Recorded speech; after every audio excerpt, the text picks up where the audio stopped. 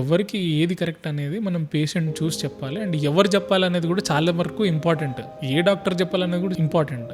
ఒక ఆర్థోపెడిషియన్ ఒక ఎముక గురించి చెప్తున్నాడు, మాట్లాడుతున్నాడు, పర్ఫెక్ట్లీ ఆల్ రైట్. ఎవరెవరో ఏదేదో మాట్లాడుతున్నారు, నేను ఇచ్చేస్తాను, నేను చేసేస్తానంటే అసలు నీకు బయోమెకానిక్స్ తెలుసా? ఏ జాయింట్ మీద ఎంత లోడ్ పడుతుందో తెలుస్తా? ఇప్పుడు మోకాల మీద joint load, joint reaction force అంటాం.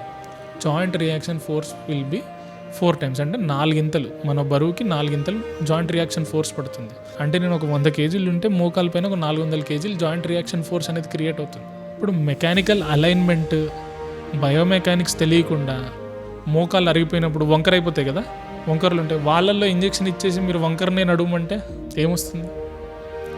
ఎవరికి నష్టం? ఆ వంకరలు ఇంకా పెరుగుతాయి.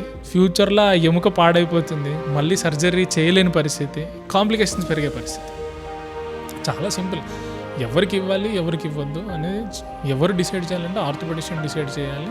ఆర్థోపెడిషియన్ ఇవ్వాలి, నిజంగా ఇవ్వాలంటే కూడా. అది కూడా కొన్ని స్టేజెస్లోనే పనిచేస్తుంది. అన్ని స్టేజెస్లో లక్షలు తీసుకొని చేసేస్తామంటే నాట్ కరెక్ట్.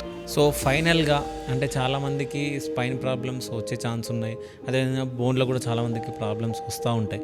సో అవి రాకుండా ఉండాలంటే అసలు ఏం చేయాలి? Healthy life style. First thing, prevention is better than cure. అంటే సమస్య రాకుండా చూసుకోవడమే చాలా ఇంపార్టెంట్. సమస్య రాకుండా చూసుకోవడం ఏంటంటే ఎస్పెషల్లీ మన వెన్ను ఎముకకి సమస్యలు రాకుండా చూసుకోవడం అంటే హెల్దీ లైఫ్ స్టైల్ ఫాలో చేయాలి. Exercise, yoga compulsory. ఇవన్నిటికీ నాకు టైం లేదు, ఒక అరగంట తక్కువ పడుకోండి పర్వాలేదు, అరగంట వాకింగ్ చేయండి. మీరు కూర్చునే విధానం చాలా చాలా ఇంపార్టెంట్. 110 degrees కూర్చోండి, 100 to 110 degrees. పూర్తిగా నడుము వెనక ఆనిచ్చి కూర్చోండి, ముందుకు ఒరిగి కూర్చోకండి. అదే పనిగా మొబైల్ గంటలు తరబడి చూడకండి. మీరు డెస్క్టాప్ పైన కానీ ల్యాప్టాప్ పైన కానీ పనిచేస్తూ ఉంటే మీ చేతులు 2 డెస్క్ పైన, ఆర్మ్ రెస్ట్ పైన రెస్ట్ తీసుకొని పనిచేసేలా చూసుకోండి. ముందుకు వంగి ల్యాప్టాప్లో పెట్టుకొని బెడ్ పైన, సోఫా పైన చేస్తా అంటే మాత్రం సమస్యలు మీరే కొని తెచ్చుకుంటున్నారు.